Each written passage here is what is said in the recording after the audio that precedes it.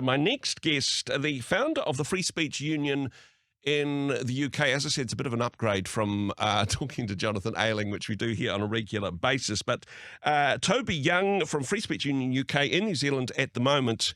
Toby, welcome to the program. Thanks for your time today. Thank you very much. The first question has to be, why in the world would you fly from an English summer into the middle of a New Zealand winter? I mean, mostly in terms of seasonal migration, it happens the other way around. Why on earth would you do that, Toby? Well, the English summer is a bit of a washout, I'm afraid. It's actually been raining less since I arrived in New Zealand than it was back home. So I've actually flown to New Zealand to get a bit of sunshine because it is just miserable in England. And hey, possibly a New Zealand summer may be a bit too warm for people that are used to different weather. Hey, welcome to the program, and it's been interesting, I suppose, to get the perspective. Free Speech Union doing some brilliant stuff in this part of the world, but finding out that it's part of an international movement. Yes, in New Zealand, but in Australia and South Africa, soon to be in Canada as well. But take us back to founding the Free Speech Union in the UK. What inspired you? What compelled you to do that? Well, I had a bad experience in 2018. Theresa May, then the British Prime Minister, appointed me to be one of 15 non-executive directors of a new higher education regulator. And it was a kind of nothing burger of a job. We met maybe 4 times a year. Yep. But because it was a prime ministerial appointment, that was like a gold embossed invitation to offence archaeologists to go to work, to dig through everything I'd said or written dating back at least 30 years to try and find reasons that I wasn't a suitable person to serve on this august body. And because I'd been a controversial, provocative journalist all my career, it didn't take them long to find a Tutankhamun's tomb's worth of things to be offended by. So I stepped down from that position after about 8 days, thinking that would draw a line under it. I apologized for some of the more sophomoric, idiotic things I'd said late at night on Twitter after a couple of glasses of wine. Thought that would be an end of the matter, but actually turned out that was like throwing a hunk of raw meat to a shoal of piranha fish. And the outrage mob then came for me in 4 other jobs. I ended up losing 5 positions. I lost a stone in weight as this was going on. I called it the public humiliation diet. But when that was all happening to me, when my career was burning to the ground, I desperately wanted a professional organization I could reach out to for some really good advice. You know, should I go out there on the airwaves and defend myself? Should I lie doggo in the hope that less said, soonest mended? Should I apologize? Will that make things worse? Where can I find someone to provide me with psychological counseling? Can you put me in touch with someone else who's been through the same thing? There was nothing like that out there. I just had to kind of wing it and made the mistake of apologizing, which made things 10 times worse. So when the dust had settled and I'd recovered, I thought, well, I'll start that organization I desperately needed when I was in the eye of a Twitter storm, and that was the wellspring of the Free Speech Union. So how long ago was this? When did this all go down? That was 6 years ago in 2018. Okay. And I suppose 6 years ago, there wasn't really a playbook for cancel culture. Yes, it was starting to happen a little bit, and love the term offence archaeologist. There was a few of those around, and Twitter was certainly part of the space that they played in. A different climate now, a different atmosphere. Have things got better or worse in the last 6 years, Toby? Well, I wasn't quite patient zero, but definitely when I was cancelled, it was in the infancy of cancel culture. Since then, things have got worse by an order of magnitude. We set up the Free Speech Union in the UK in 2020.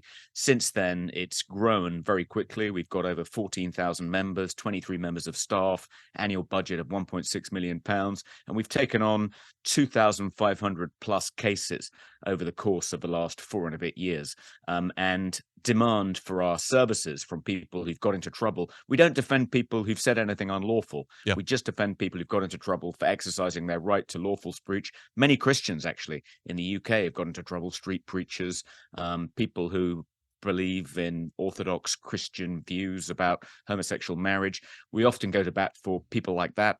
The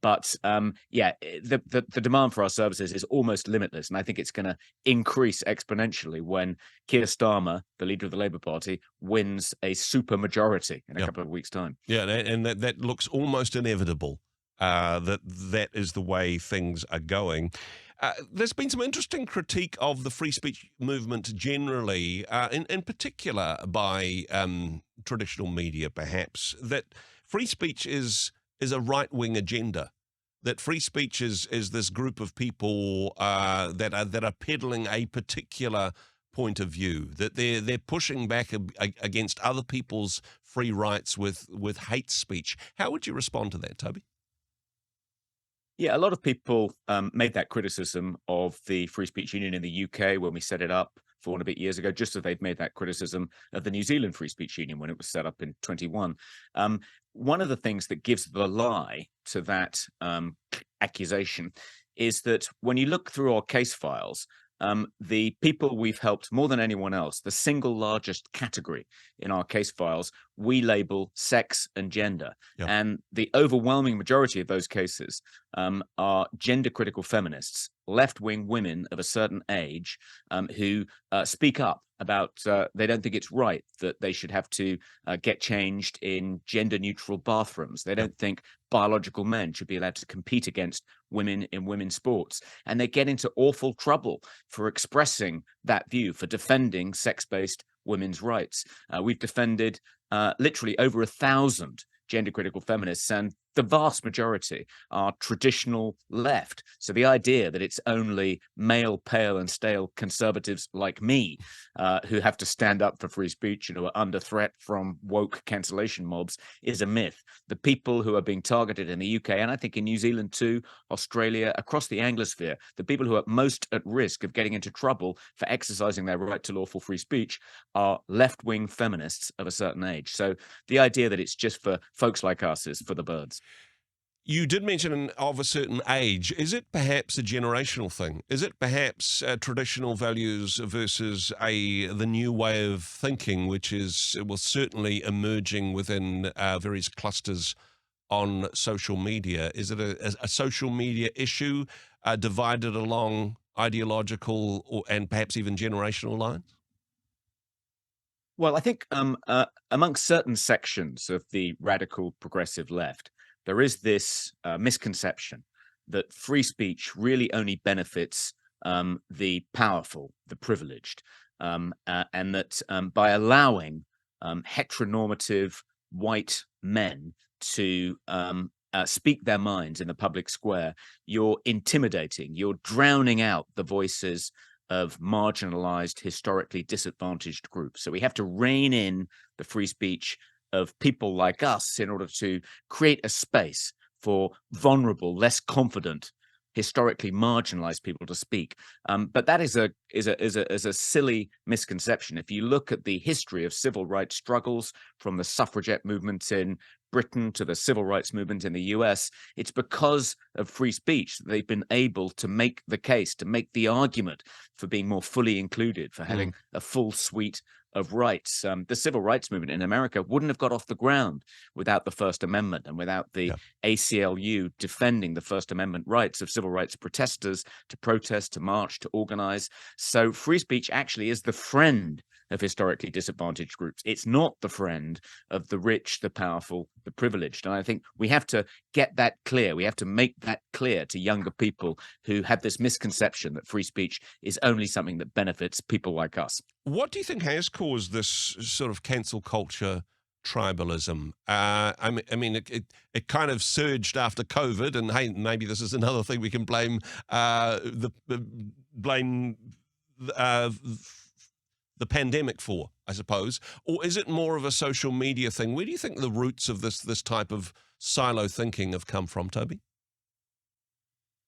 Well, I think it's partly that the woke mind virus, fueled by social media, has helped to spread a very narrow ideology. And anyone who dissents from that ideology now is at risk of being cancelled. It's almost like a new religion. and the zealous enforcers of the new religious orthodoxy are as intolerant as Christians were prior to the Reformation. Yep. So I think that it's partly a kind of byproduct of this new ideology which has swept the English-speaking world over the past 10 to 15 years.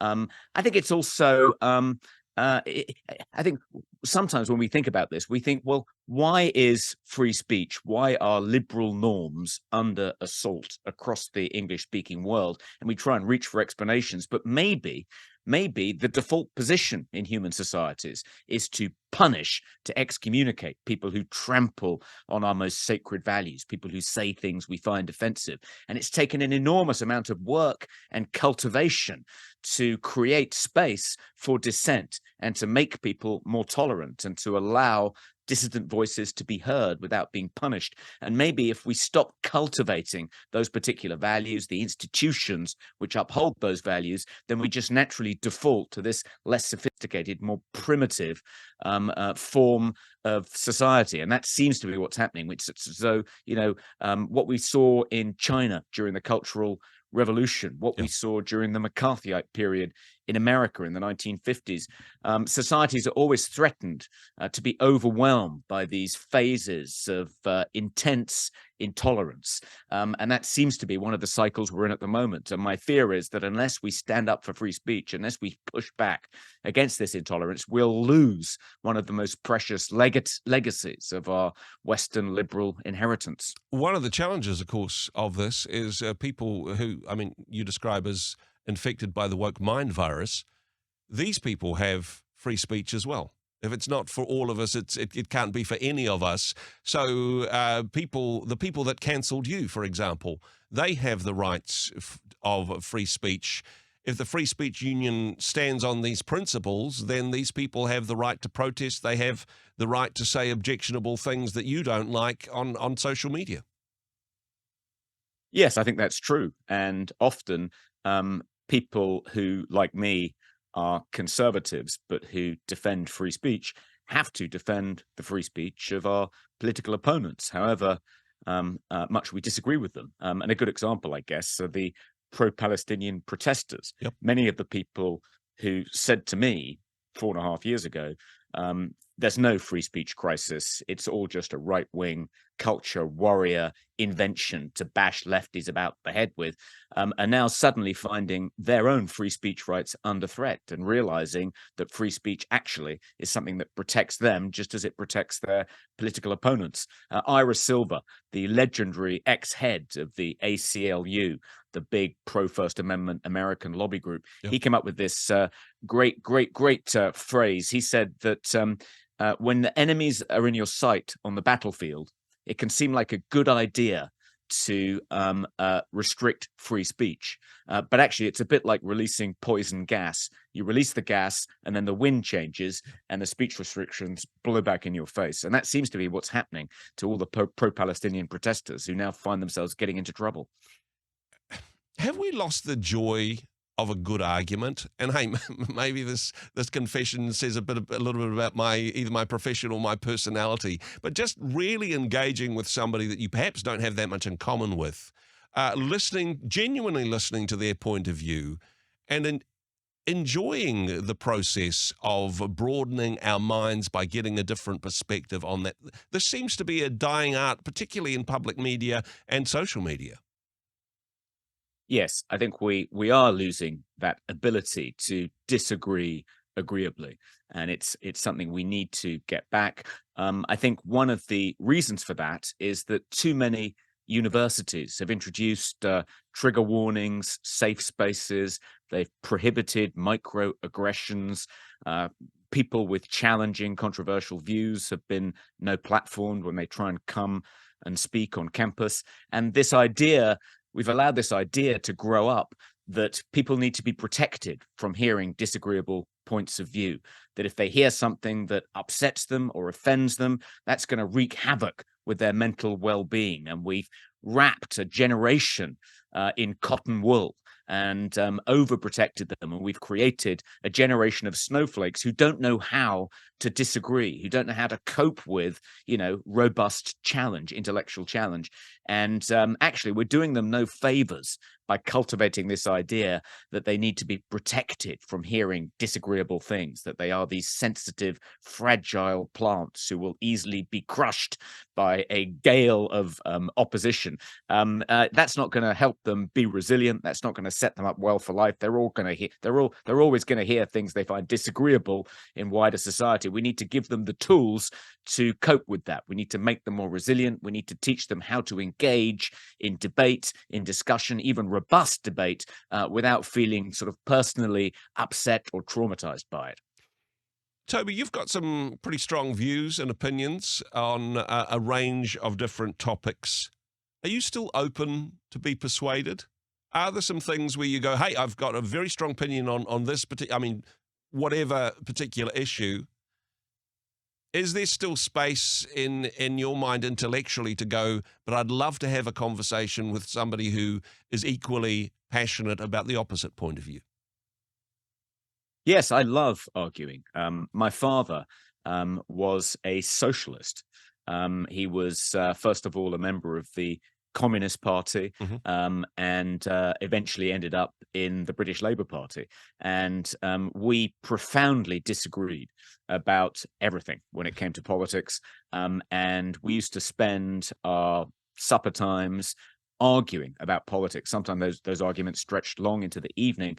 But because I was brought up arguing, brought up in a household that cared about ideas, that took politics seriously, that's in my DNA. I love arguing. I love nothing more than sitting down with someone who I profoundly disagree with and trying to thrash out that disagreement long into the night, often fueled by alcohol. But that's my idea of, true happiness. This is a good night in for you. And hey, good on you for that. Hey, back to where we started, I suppose, with the comparison game, not about the weather, but how things are doing from a free speech union point of view. I suppose we could say, well, we're doing better than Canada, but that's not much of a compliment. How are we doing compared to the UK? I'm thinking in particular some of the stuff happening in Scotland recently. How would you compare what's happening here compared to different parts of the world? I think we're a little further along when it comes to the erosion, the attack on free speech than you are here. And that is partly thanks to the great work that Jonathan Ayling and his colleagues have done at the New Zealand Free Speech Union. So he managed to, and their members and supporters managed to successfully kill attempts to criminalize hate speech by the last Labour government, as well as kill efforts to police social media to try and root out misinformation and disinformation. So we haven't been so successful in Britain. There is, as you said, a hate crime act that's been passed in Scotland, which criminalizes vast swathes of speech, which is still legal in the rest of the UK. And I'm concerned that the incoming Labour government will try and introduce a similar bill, which will criminalize the same speech that's now criminalized in Scotland in the rest of the UK. And we passed the Online Safety Act, which is similar to the Canadian Online Harms Bill last year. We fought back against that, and we managed to make it slightly less bad, but we didn't stop it, whereas you actually stopped it here. So I think things are a little worse in the UK, and probably about to get significantly worse under the next government. I think you still have a chance here to save free speech, to preserve that great civic tradition, that essential democratic value. The battle's not lost in the UK, but we're up against it in a way that you aren't. I think for some people, they would say, hey, the political pendulum has just swung the other way in New Zealand than the way it's about to swing in the UK. Having said that, many years of Tory government hasn't necessarily taken you to the place that you want to be. Having said that, though, I mean, as you mentioned beforehand, there's a lot of case law, there's a lot of precedent that has been achieved through the Free Speech Union. I mean, certainly in law, this makes a difference to say, hey, in this particular instance, this is the ruling, this is the views of the courts of the land. Is that the battleground that perhaps not politically, but in terms Yes, of interpretation of the law that you're fighting on? yes. I mean, there are really two ways of trying to legally defend free speech. The first is to try and get acts of parliament passed, which robustly defend free speech. And we've had one success in that area. We've managed to get the Higher Education Freedom of Speech Act passed, which creates slightly more robust protections for academic freedom and free speech on campus. In that respect, I think we're a little further ahead of you. Yep. And I would like to see a similar bill go through the New Zealand Parliament under this government. And I'm talking to various senior politicians here to try and urge them, alongside the Free Speech Union of New Zealand, to try and urge the government to more robustly put more robust protections for free speech and academic freedom on campus in place here in New Zealand. But yes, case law is another way in which you can push back. And we've had a number of successes, we've fought a number of successful legal cases. We've secured compensation, in one case over £800,000 for someone we thought was unfairly dismissed because of something perfectly lawful they'd said in the workplace. We recently succeeded in getting a court to rule that expressing the colorblind approach advocated by Martin Luther King, instead of critical race theory, to say that, as far as I'm concerned, people shouldn't be judged by the color of their skin, but the content of their character. We managed to persuade a court that that is a protected belief, and an employer cannot discriminate against you for expressing that belief in the workplace. We had a poor, beleaguered individual who lost his job because that's the point of view that he expressed on an internal office forum, and we managed to get a court to rule that he shouldn't have been fired for expressing that belief. Some of the criticisms of a conservative point of view is that it's all about back in the day. Back, when I was younger, the world was like this. The world is changing. I don't like the way it's changing. We want it to go back to the way it was before. Can we go back, or has that ship sailed? Is it possible to reclaim a society where free speech is a given and not something that we need to fight for in the courts? How optimistic are you, Toby?